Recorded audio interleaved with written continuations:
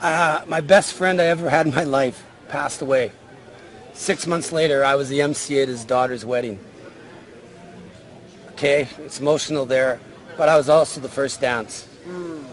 Now, I got to do the first dance with a daughter I never had.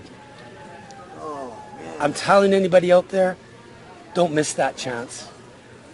Watch your little ones grow up. Be there for them. Participate in their lives, because that's, I say all the time, work to live, don't live to work, because that family is so important, and that's what drives me to try to get people safe.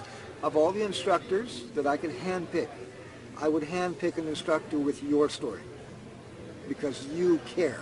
I do, absolutely. You know what I'm saying?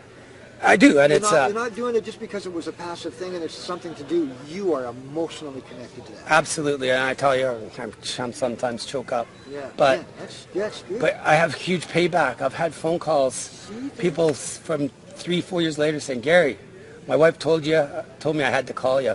And I go, what's that? Well, you saved my life yesterday. That's the way to run business. And I said, it is. You know what? People say, how do you put up with all the safety people? Are, I say, maybe not the most well-loved or received people. And people have said to me, how do you put up with everybody? They're just throwing knives in your back. And I said, you know why? I might get a call one day saying, you know what, Gary, you saved my life, and my kids are going to see me grow.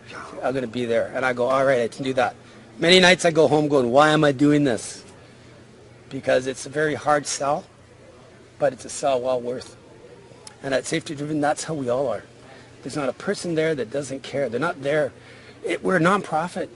We're there because we want people home safe. We want to see the industry be safe. So you're an arm of the government? No, what we are is we're funded through the WorkSafe premiums. Okay. And how would you say, quasi-government? You're but in a partnership. Even WorkSafe is not truly government. Everybody thinks it is. It's a legislative body. Slight difference, but it's not truly government. It's, yes, they assign the heads of it, but they're on the outlier of being government. Kind of what I say is, whereas ICBC is part of the government and the profits from ICBC can be siphoned off, no money can be siphoned off by the government from WorkSafe. Oh.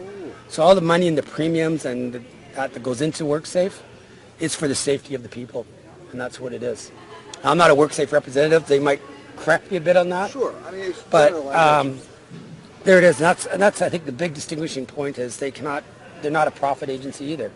And so the money they give, we're being paid by the trucking and the moving and storage people. We're aligned with WorkSafe because they're the ones that give us the funds. They oversee to make sure that what we're spending our money on is strictly for safety and not for our own benefit. Sure. And it's, hey, I'm proud to be there.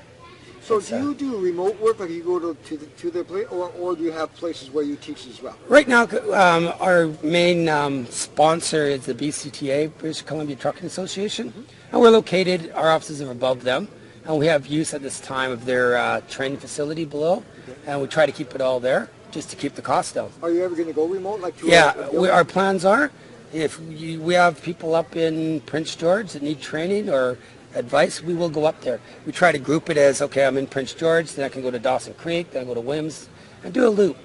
Our future of our workshops that we're talking about, these small little campfire talks, I call them.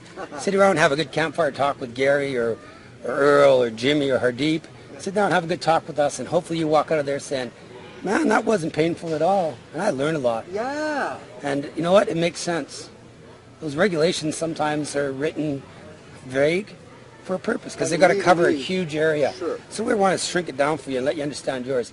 You tell us what you do, and we'll help you to do what you do safely. This would be a great webcast series. Shot on your, I'm serious. And put it in a little video format and put it out for people to read. We're looking at stuff like that, so I'll try to work with you on that. Yeah, thank you. But yeah, there's Florida stories. And what we do, so we get you up to this core,